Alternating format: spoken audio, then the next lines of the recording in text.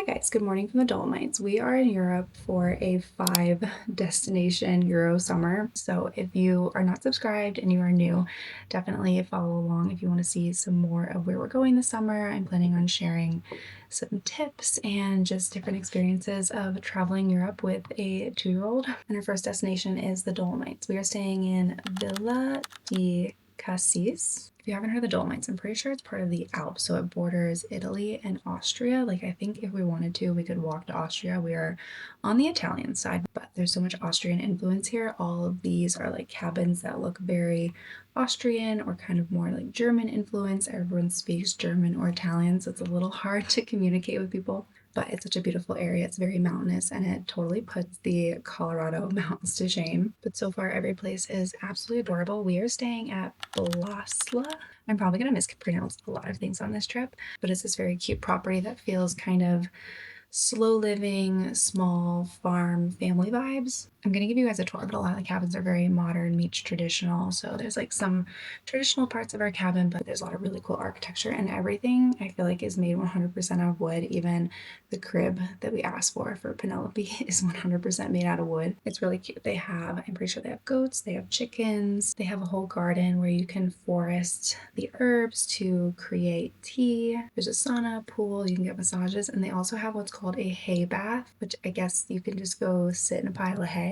May not be something I'll be doing, but it's definitely a place where you just kind of come and disconnect, recharge. As soon as we got here, it just felt so peaceful. All you could hear were the birds and the bees and the cows. It's just really, really charming. I think we're going to try to go on a little bit of a hike today, and we have a full kitchen, so we'll need to stock up on some groceries, some coffee, things like that. We can't just live off of pizza, even though I would love to.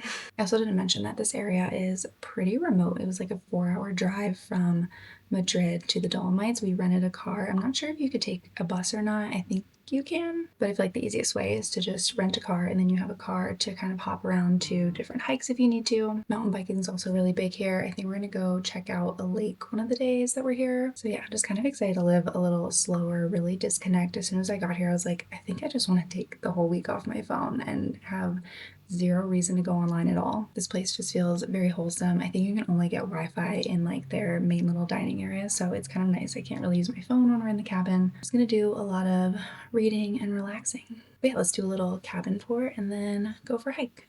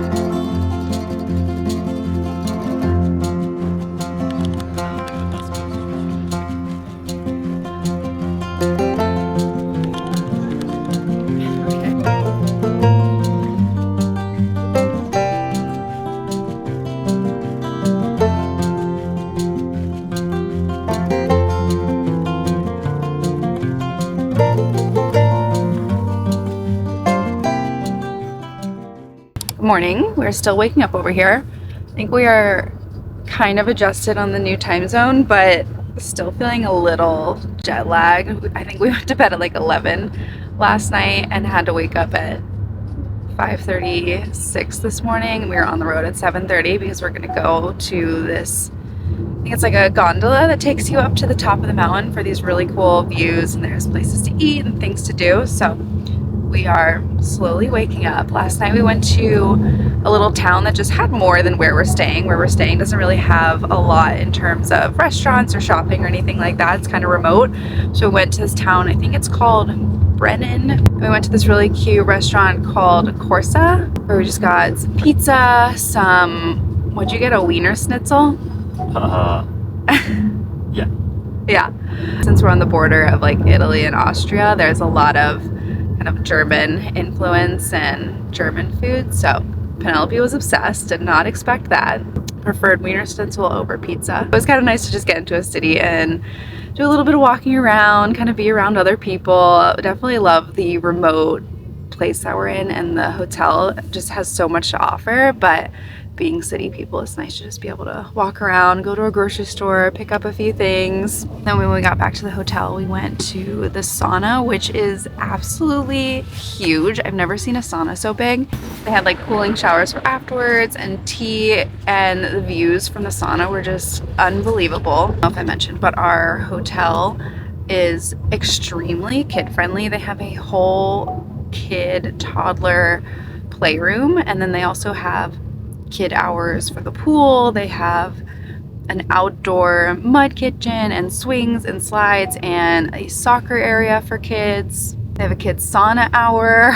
We also borrowed a hiking backpack from our hotel, and they have jogging strollers for you to go on trails. Like, it's just extremely kid friendly, which I feel like, I don't know if that's just a European thing or like where we're staying, but it's obviously really nice having a kid because we didn't bring a lot of toys for Penelope on this trip, and it's just really nice that we can entertain her, or there's things for the hotel that will entertain her, and she's truly just living her best life here. So not necessarily an easy place to get to with a toddler, definitely quite a long flight and quite a long drive. The drive is like 3 to 4 hours from Milan and probably 3-ish hours from Venice. So that's not fun to do with a toddler, but once you're here, I feel like just being out in nature and hiking and obviously experiencing different cultures. One thing we also notice is there's a lot of what they call kid zones in this area that we're staying in. So it's a lot of outdoor playgrounds and trampolines and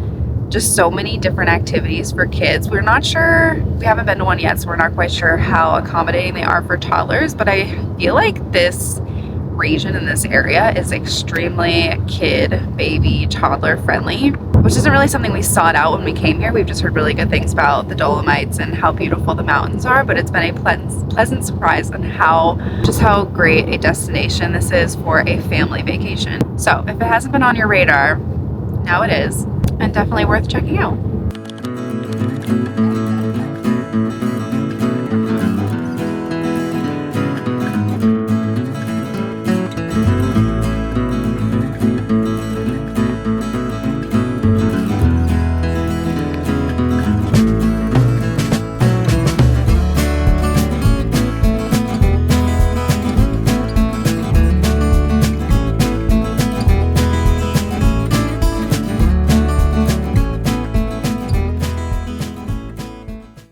These are not nature shoes.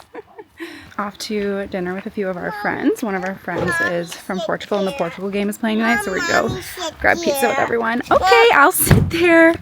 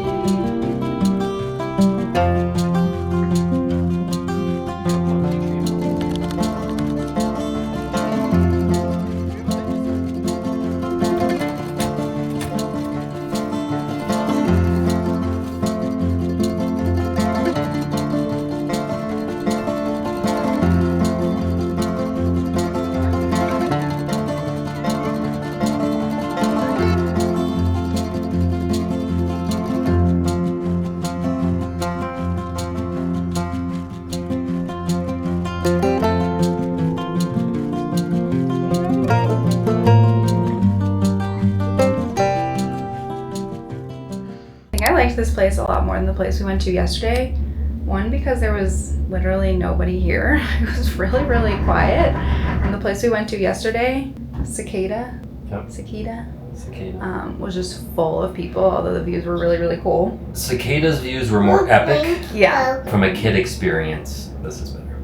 Well, I feel like this would be cool too if you like wanted to go hiking. There was a lot of hiking and biking, but then yeah, there was so many playgrounds. There was just like open meadows and completely like 360-degree panoramic views of the Dolomites and the mountains. If you only could do one though, Seceda's a bucket list. Like you go do that. Yeah, but this place was really cool. I think it's called Kron, Kron, and it's traditionally a ski resort. And then in the summer, it's kind of like a summer activities Their logo's a destination. chicken. Fun. I'm glad we did this one today. Peasy. Are you glad we did this one today?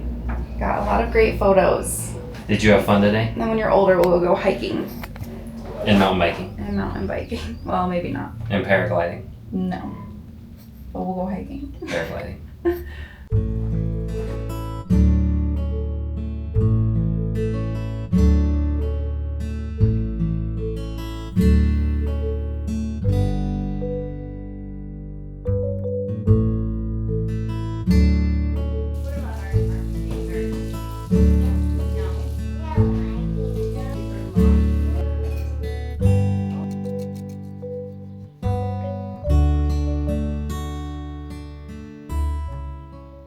Good morning. We're up bright and early. I think we left the house at like 6 a.m. It's now 6:30. Joel is grabbing some coffee, but we wanted to get up early just because we wanted to kind of get a head start on the day. We are leaving the Dolomites today and we are on our way to Verona. We have a wedding in Verona, which will be in the next YouTube video, but we also figured it'd be a good opportunity to go see Lago di Braseis, I think is how you say it, just because it can get really busy. And honestly, within touristy destinations, if you can get there as early as possible, it's always nice because the lighting is better if you want to take photos and videos. Then also there's way less people, but this is such a beautiful area. I highly recommend it. We had so much fun. It is so kid friendly if you have kids or you have a big family. A lot of these hotels, Airbnbs, restaurants even are super kid friendly and have like playgrounds and so many things to do. We rented a hiking backpack from our hotel the other day to go hiking with Penelope because we didn't bring one. They had jogging strollers. All of these towns are super cute, and obviously the mountains are just insane. It's also pretty affordable to take these lifts up and go see the mountains, and you can hike down if you're more active or go mountain biking if you're even more active than I am. But there's just so much to do here, and yes, obviously we could do this stuff in Colorado or Utah or Montana, but it's just such a marvel and dramatic experience that I feel like the mountains here definitely feel so much different than they do in the States. And it was such a unique experience, and I'm really glad that we got to take Penelope and we got to kind of check this little place off of our bucket list. I also wasn't expecting this region to be heavily Austrian influence, so it was kind of nice because I've been to Italy a few times, but I've never really been to Austria or Germany, and it's kind of cool that the influence here is a little more than the Italian influence, just because it's something that I haven't really experienced much. So a lot of fun, like, you know, apple strudel and different types of beer, and it was just kind of cool. When we went up to the mountain yesterday, I'm not sure if I grabbed a video of it or not, but there was a man playing like all in his traditional dress and blowing one of those really long horns that are like on the ground basically. I don't know what it's called, so forgive me, but it's just kind of cool to experience different cultures in that way when you haven't experienced them before. So I'm kind of glad that I got a little taste of Austria while we were here. Mommy shut down. Almost mommy's out dead.